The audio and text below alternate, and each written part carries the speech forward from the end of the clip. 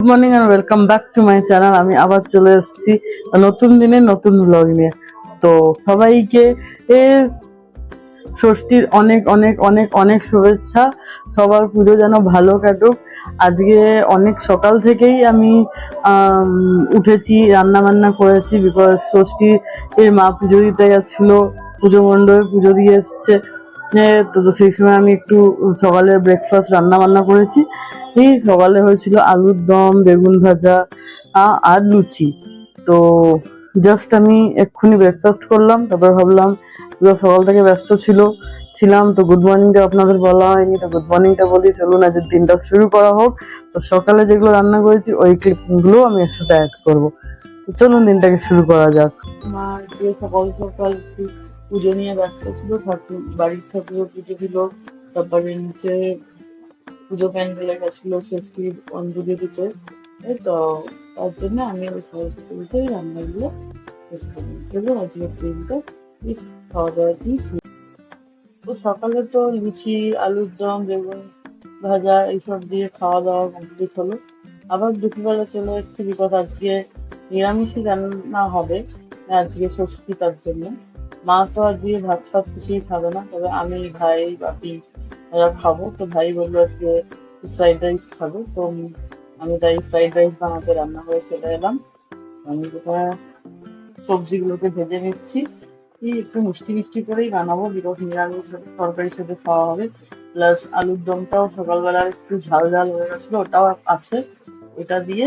আর মা করেছে ফুলকপি পানিরের তরকারি, সেটাও আমি দেখাবো। আগে আমি যেটা ফ্রাইড রাইসটা বানাচ্ছিলাম ওটা আমি শুট করেছি, তারপরে আমি তোমাদেরকে মা যে ফুলকপি আলু পনির দিয়ে একটা তরকারি করছে ওটাও দেখাবো, ওটা নিরামিষ তরকারি করেছে। বাই দ্য ওয়ে, যারা যারা আমার এই রিলস গুলো দেখতে পাচ্ছ ফেসবুকে, তারা প্লিজ লাইক আর ফলো করে দিও। আর সবাই যারা আমার ফুল ভিডিও দেখতে চাও, তো প্লিজ আমার ইউটিউব চ্যানেলটাকে সাবস্ক্রাইব করে দিও। আমার পেজে তোমরা ইউটিউব চ্যানেলের লিঙ্ক পেয়ে যাবে। বাই দ্য ওয়ে, আমার চ্যানেলের নাম হচ্ছে মৌ ডে টু ডে। তো যারা যারা সাবস্ক্রাইব করোনি তারা প্লিজ গিয়ে সাবস্ক্রাইব করে দাও, তাহলে ফুল ভিডিও, পুরো দিনের ডেইলি ব্লগ ওখানে আমি ডেইলি পোস্ট করি। তো আমার খুব ভালো লাগবে যদি আপনারা ওখানে সাবস্ক্রাইব করেন, আর এখানে আমাকে ফলো করে দেবেন। তাহলে প্রত্যেকটা, এখানে আমি লং ভিডিও দিই না, ছোট ছোট ক্লিপিংস দিই।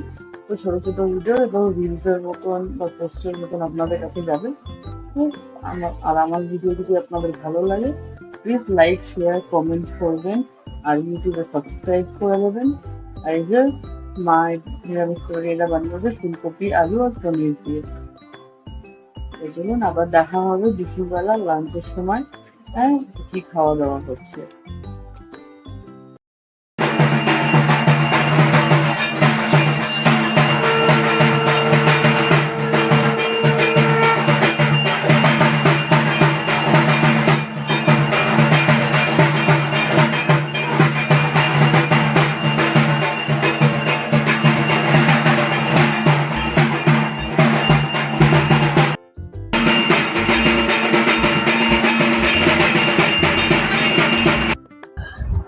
হ্যাঁ, তো যেমনটা বলেছিলাম, বিকেলবেলা বেরিয়েছিলাম, একটু নিচে গেছিলাম, আমাদের ফ্ল্যাটেরই পুজো যেটা, ওখানে গেছিলাম মাকে দর্শন করতে, বিকজ মা কালকে এসেছেন, এখন পর্যন্ত আমি দর্শন করিনি, তাই দর্শন করতে গেছিলাম। একটু মায়ের সাথে পার্লারেও গেছিলাম আইব্রো করতে। তো এইসব করতে করতে, বিকজ এখন পুজোর সময় পার্লারেও প্রচুর ভিড়, অনেক রাত্রি হয়ে গেছে, এখন প্রায় 10:30 বাজছে। তো তাও আমি লাস্ট ভিডিওটা আমি আপলোড করব, যেতে আমাদের ফ্ল্যাটের মায়ের দর্শন আপনাদের করাবো। আমরা সবাই গেছিলাম, ওই ফটো ক্লিপিং সবকিছু অ্যাড করে দিয়েছি আমি এই ভিডিওতে। তো থ্যাংক ইউ আমার ভিডিওগুলোকে লাইক করার জন্যে, আর আমার ভিডিওগুলো রেগুলার দেখার জন্যে।